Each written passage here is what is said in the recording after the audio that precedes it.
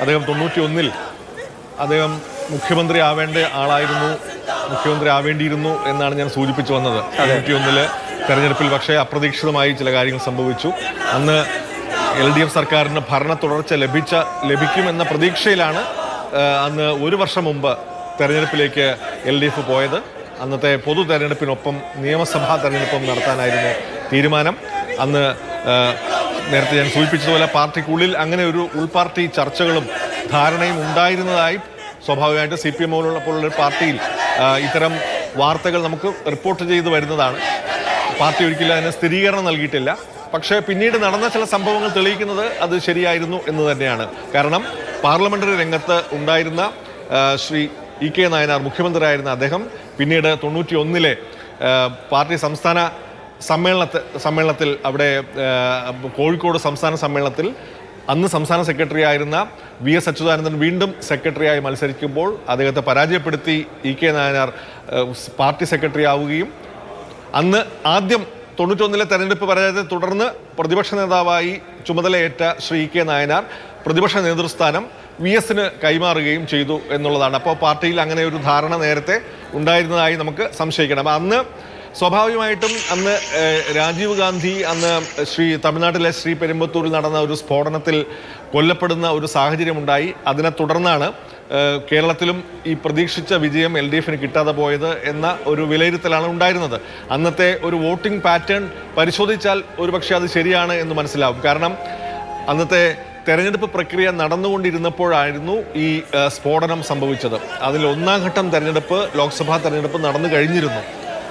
2ഉം 3ഉം ഘട്ടം ഈ സംഭവത്തിന് ശേഷം, ഈ രാജീവ് കൊലപാതകത്തിന് ശേഷമാണ് സംഭവിച്ചത്. അപ്പോൾ അതിനു മുമ്പുണ്ടായിരുന്ന വോട്ടിംഗ് പാറ്റേണും അതിനുശേഷം ഉണ്ടായിരുന്ന തെരഞ്ഞെടുപ്പ് റിസൾട്ടും പരിശോധിക്കുമ്പോൾ അന്ന് കോൺഗ്രസിന് വളരെ തിളക്കമുള്ള ഒരു റിസൾട്ട് ആയിരുന്നില്ല ഒന്നാം ഘട്ടത്ത്. പക്ഷേ രാജീവ് വധത്തിനു ശേഷം നടന്ന തെരഞ്ഞെടുപ്പിൽ കോൺഗ്രസ് തൂത്തുവാരുകയാണ് ചെയ്തത്. അപ്പോൾ സ്വാഭാവികമായിട്ടും അതിനുശേഷം നടന്ന ഒരു തെരഞ്ഞെടുപ്പാണ് കേരളത്തിലും അന്ന് നടന്നത്. സ്വാഭാവികമായിട്ടും LDF UDF അന്ന് വൻ വിജയം നേടുകയും ചെയ്തു. അങ്ങനെ ഒരുപക്ഷെ LDF-ന് അന്ന് ഭരണ തുടർച്ച ലഭിച്ചിരുന്നുവെങ്കിൽ ഒരുപക്ഷെ VS അന്ന് 91-ൽ മുഖ്യമന്ത്രി ആകേണ്ടതായിരുന്നു.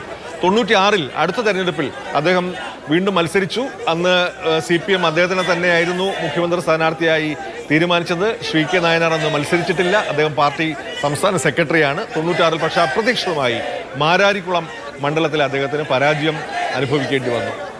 അന്ന് ഈ ഒരു തെരഞ്ഞെടുപ്പിൻ്റെ പ്രതികരണത്തെക്കുറിച്ചാണല്ലോ ദിവിഷ എന്നോട് സംസാരിച്ച് തുടങ്ങിയത്, ഈ ഏറ്റവും ഒടുവിലത്തെ ഒരു ലോക്സഭാ തെരഞ്ഞെടുപ്പ് ഫലത്തെ ചൊല്ലി. അന്ന് 96-ൽ മാരാരിക്കുളത്ത് പരാജയപ്പെടുന്ന VS അദ്ദേഹത്തിൻ്റെ ഒരു പ്രതികരണം ഞാനിപ്പോൾ ഓർക്കുകയാണ്. അന്ന് ദൂരദർശനിലാണെന്ന് തോന്നുന്നു അദ്ദേഹത്തിൻ്റെ ഒരു പ്രതികരണം. അന്ന് ഒരു മുറിക്കയ്യൻ ബനിയനും അദ്ദേഹം ഒരു ലുങ്കിയുമൊക്കെ ഉടുത്ത് വീട്ടിലിരിക്കുന്ന സമയത്താണ് ആ പ്രതികരണം ഷൂട്ട് ചെയ്തിരിക്കുന്നത്. അപ്പോൾ അദ്ദേഹം വളരെ അക്ഷോഭ്യനായി, ഒരു തെരഞ്ഞെടുപ്പ് പരാജയം അദ്ദേഹത്തെ ഒട്ടും ബാധിക്കുന്നില്ല എന്ന അവസ്ഥയിൽ അക്ഷോഭ്യനായി നിർവികാരനായിട്ട് അദ്ദേഹം പാർട്ടി പരാജയം പരിശോധിക്കും എന്ന് മാത്രം ഒരു പ്രതികരണമാണ് നടത്തിയത്. സാധാരണ തെരഞ്ഞെടുപ്പ് പരാജയങ്ങളൊക്കെ സ്വാഭാവികമായിട്ടും ഉൾപാർട്ടി പ്രശ്നങ്ങളെ തുടർന്നും അല്ലാതെയൊക്കെ ഉണ്ടാകുമ്പോൾ നേതാക്കന്മാരും പ്രവർത്തകരൊക്കെ തന്നെ വളരെ വൈകാരികമായി പ്രതികരിക്കുന്നത് കണ്ടിട്ടുണ്ട്. ഞാൻ ആരുടെയും പേരെടുത്ത് പറയുന്നില്ല. ഈ സന്ദർഭത്തിൽ മറ്റു പാർട്ടി നേതാക്കളെ നമ്മൾ താരതമ്യം ചെയ്യുന്നത് ശരിയല്ല. അങ്ങനെയുള്ള സന്ദർഭങ്ങൾ ഉണ്ടായിട്ടുണ്ട്. പക്ഷേ VS വളരെ അക്ഷോഭ്യനായി, നിർവികാരനായി പാർട്ടി പരിശോധിക്കുമെന്ന് മാത്രമാണ് പറഞ്ഞത്. പക്ഷേ പിന്നീട് ഈ മാരാരിക്കുളം പരാജയം പാർട്ടിക്കുള്ളിൽ പരിശോധിക്കപ്പെടുകയും നടപടികൾ എടുക്കുകയും ഒക്കെ ചെയ്തു. പിന്നീട് നടന്ന 98-ലെ പാലക്കാടിലെ CPM-ന്റെ സംസ്ഥാന സമ്മേളനത്തിലെ ഈ പറയുന്ന കുപ്രസിദ്ധമായ വെട്ടിനിരത്തിലൊക്കെ തന്നെ ഈ മാരാരിക്കുളം തെരഞ്ഞെടുപ്പ് ഫലത്തിൻ്റെ തുടർ പ്രക്രിയയായിരുന്നു എന്നൊക്കെ നമുക്കറിയാം. ഞാൻ അത്തരം കാര്യങ്ങളിലേക്ക് കൂടുതലായി പോകുന്നില്ല. കാരണം പാർട്ടിക്കുള്ളിലെ വിഭാഗീയതയിൽ എല്ലാ കാലത്തും VS ഒരു ഭാഗത്തുണ്ടായിരുന്നു. ആ കാര്യം കൂടുതലായി ഇപ്പോൾ നമ്മൾ സ്മരിക്കുന്നത് ശരിയാണോ എന്ന് എനിക്കറിയില്ല. അത് അദ്ദേഹത്തിൻ്റെ പാർട്ടിക്കുള്ളിലെ ഒരു ആഭ്യന്തരമായ മത്സരങ്ങളുടെ ഒരു ഭാഗമാണ്. അത് എപ്പോഴും VS ഈ പറഞ്ഞ പാർട്ടിക്ക് പുറത്തുള്ള സമരം പോലെ തന്നെ എന്നും പാർട്ടിക്കുള്ളിലും അദ്ദേഹം ഒരു പോരാളിയായിരുന്നു എന്ന് തെളിയിക്കുന്ന ഘടകമാണ്. എല്ലാ പാർട്ടികൾക്കുള്ളിലും ഒരു ആഭ്യന്തര രാഷ്ട്രീയമുണ്ട്. ആ പാർട്ടിക്കുള്ളിലെ ഒരു ആഭ്യന്തര അധികാരം പിടിച്ചെടുക്കുന്നവരാണല്ലോ സ്വാഭാവികമായിട്ടും പാർട്ടി നേതൃത്വത്തിൽ വരിക. ഇപ്പോൾ അമേരിക്കയിലൊക്കെ ആണെങ്കിൽ അമേരിക്കയിലെ പാർട്ടികളിൽ സാധാരണ ആര് മത്സരിക്കണം, പ്രസിഡന്റ്ഷിപ്പിലേക്ക് മത്സരിക്കണം എന്ന് തീരുമാനിക്കുന്നത് ഒരു പ്രൈമറിയിൽ ഒരു തെരഞ്ഞെടുപ്പുണ്ട്. ഇവിടെ നമ്മുടെ രാഷ്ട്രീയ പാർട്ടികൾ ഇന്ത്യയിൽ അങ്ങനെ ഒരു സംവിധാനമില്ല.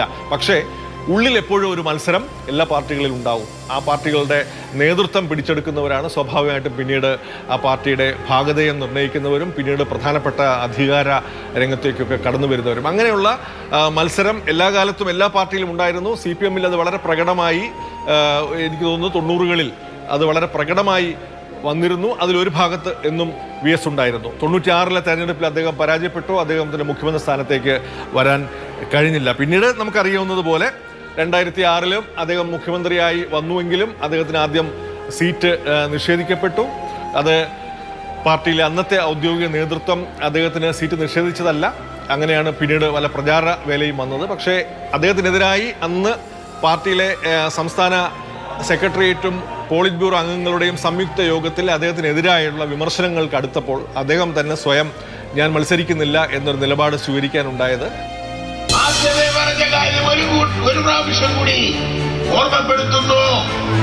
ധർമ്മടം മണ്ഡലത്തിൽ പിണറായി വിജയൻ എന്ന കാൻഡിഡേറ്റിനെ വൻപിച്ച ഭൂരിപക്ഷത്തോടും